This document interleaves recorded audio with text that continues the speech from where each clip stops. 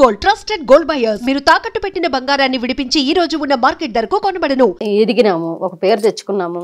అక్కడ ఆ ప్లాట్ఫామ్ కాకపోతే ఇంకో ప్లాట్ఫామ్ ఉంది, నిన్ను పిలవడానికి ఇంకో ప్లాట్ఫామ్ ఉంది. అక్కడేంటో నువ్వేంటో నిరూపించుకుంటే చాలు. అక్కడుండి వాళ్ళ అవమానాలు తీసుకునే బదులు, అక్కడుండి వాళ్ళ తిరస్కారం తీసుకునే బదులు బయటకు వచ్చాయి అని ఇద్దరం మాట్లాడుకున్నాము. ఆ సార్కి చెప్పాము. వాళ్ళు వద్దు, ఇంకో టీంలోకి వెళ్ళండి, ఇంకో టీంలోకి మింగిల్ చేస్తామని అన్నారు. అట్లా కూడా యాజ్ అ టీమ్ లీడర్గా ఎంటర్ అయిన తర్వాత ఇంకో టీంలోకి వెళ్ళి మింగిల్ అవ్వడం ఎందుకని మాకెందుకు అనిపించింది, వచ్చేసాను. అంటే లాస్ట్లో మీరు ఒక మాట అన్నారు, వేరే టీంలోకి పంపిస్తామని చెప్పేసి. మీరు చాలా గట్టిగా సుబ్బు గారిని వద్దు అని చెప్పి వేరే టీంలో చేయడానికి వీలు లేదు అంటే డైరెక్టర్లు నీరజ మీరు ఖచ్చితంగా ఉండాల్సిందే, ఉండండి అని చెప్పంటే మీరు చాలా గట్టిగా అపోజ్ చేసి ఇంకా జబర్దస్త్ స్టేజ్ పైకి మనం ఎక్కొద్దు అని చాలా గట్టిగా అపోజ్ చేసి ఆయన తీసుకెళ్ళిపోయారు. నిజమేనా? నిజమే చెప్పు.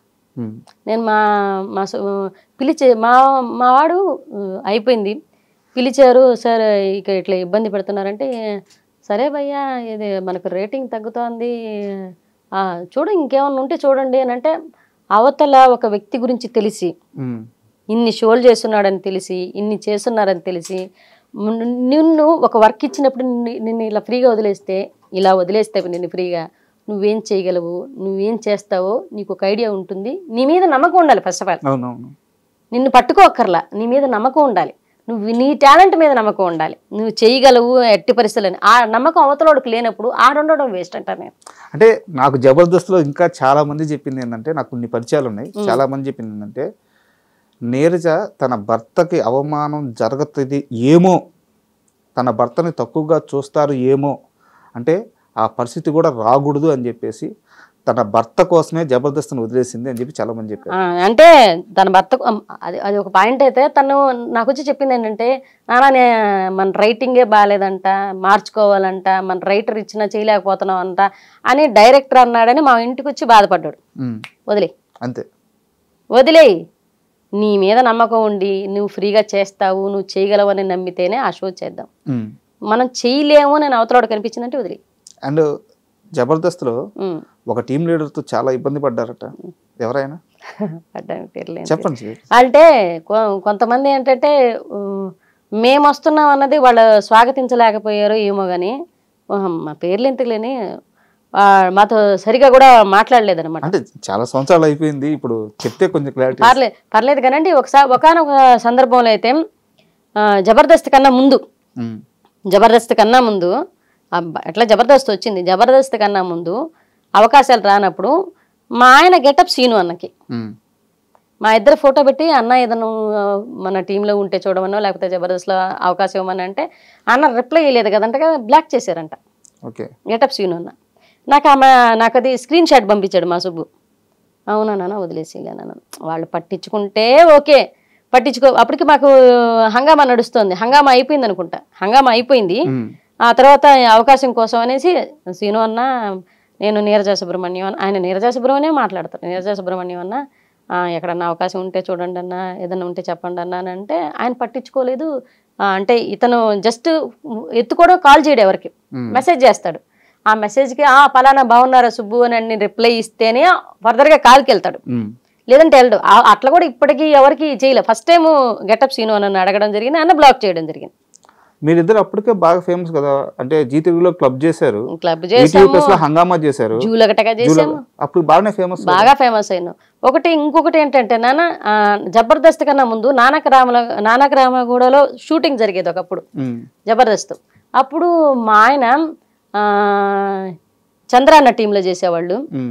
అండ్ మమ్మల్ని బాగా అవాయిడ్ చేసి అవమానించిందంటే చంద్రాన్న. మా ఆయన అవమానించాడు, నేను అది తీసుకోలేకపోయాను. చంద్రాన్న ఒకసారి నా కంటికి కనిపించినా కూడా నేను పలకరించలేదు. ఏంటంటే మా ఆయన క్యాటరింగ్ బిజినెస్ ఉంది. ఒక 5 ఎపిసోడ్లు మా ఆయన చంద్రాన్న టీంలో జరిగినాయి. అప్పుడు అదిరింది షో కూడా నడుస్తుంది అనమాట జీ తెలుగులో.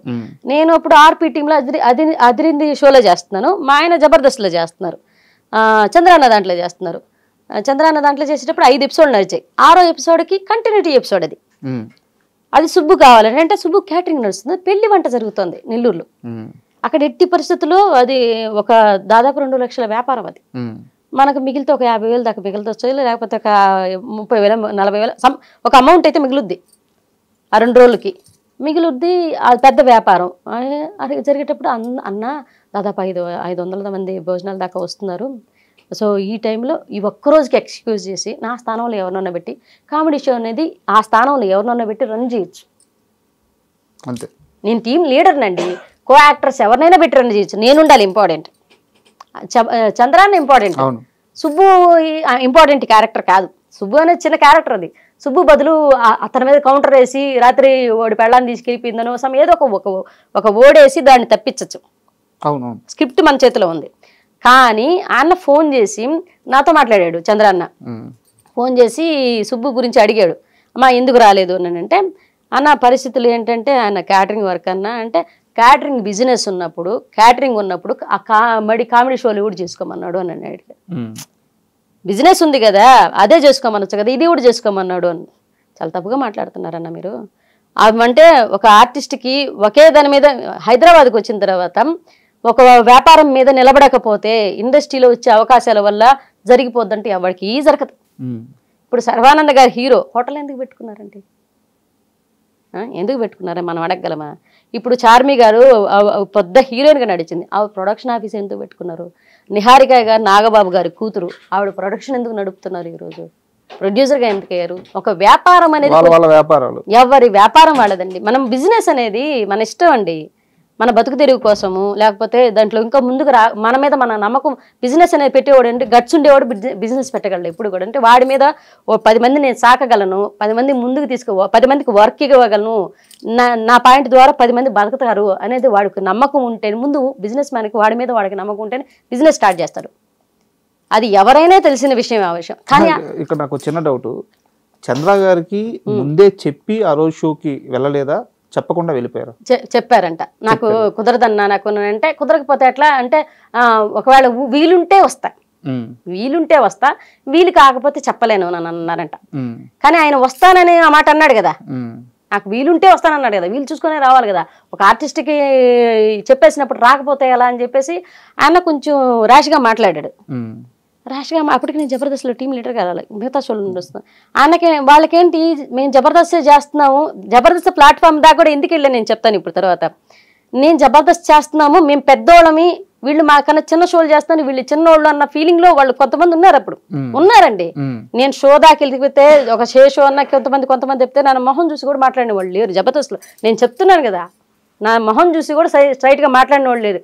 ఇలా చూసి అంటే మేము ఇదే ఎంటర్టైన్మెంట్ జ్ఞాపిక ఎంటర్టైన్మెంట్స్లో మేము షోలు చేసుకునేవాళ్ళు. ఈటీవీ ప్లస్లో, వాళ్ళు ఈటీవీలో చేసేవాళ్ళు. ప్లస్సే తేడా, మేము ఈటీవీ ప్లస్లో చేసేవాళ్ళు. ఈటీవీ ప్లస్లో చేసేవాళ్ళని ఎవరిని ఈటీవీ దాకా రానిచ్చేవాళ్ళు కాదు, ఆ షో దగ్గర రానిచ్చేవాళ్ళు. ఆ షో దగ్గర పోతే అంటే ఒక రకమైన చిన్న ఎవరు పలకరించేవాళ్ళు కాదు, ఎవరు దగ్గర తీసుకునేవాళ్ళు, కొంతమంది మాత్రమే తీసుకునేవాళ్ళు. సరే తీసుకున్న ఆఫర్ అయినా ఇస్తున్నారు కదా అని చంద్రన్న పిలిచారు. మాకు చంద్రన్న ఆ టైంలో మంచిగానే అనిపించింది. కానీ ఆయన ఒక్క సన్నివేశానికి రాలేదనేసి ఆయన తప్పుగా మాట్లాడడం అనేది బాగా నాకు నచ్చలేదనమాట. ఏంటి అది ఆ పని చేసుకునేటప్పుడు షూటింగ్లు ఎందుకు అని అన్నాడు. క్యాటరింగ్ చేసుకునేటప్పుడు షూటింగ్లు దేనికి అంటే అన్న బిజినెస్లు చేసుకునే వాళ్ళు షూటింగ్లు చేసుకోరా? మన బతుకు తెరుగు బాగాలేనప్పుడు దీని మీద ఇది 10 రోజులు వస్తుందో 5 రోజులు వస్తుందో ఒక నెలలో షూటింగ్ వస్తుందో రాదు, అప్పుడు మా భుక్తి మా భోజనం జరిగేది ఎట్లా? ఆ బిజినెస్ ఉండబట్టే బతుకుతున్నాం. నా బిడ్డలు ఇద్దరు బతుకుతున్నారు. ఆయనకి చెప్పలేక సరేలేన్నా మీ ఇష్టం అని చెప్పేసుకుని కామ్గా అయిపోయాను అనమాట.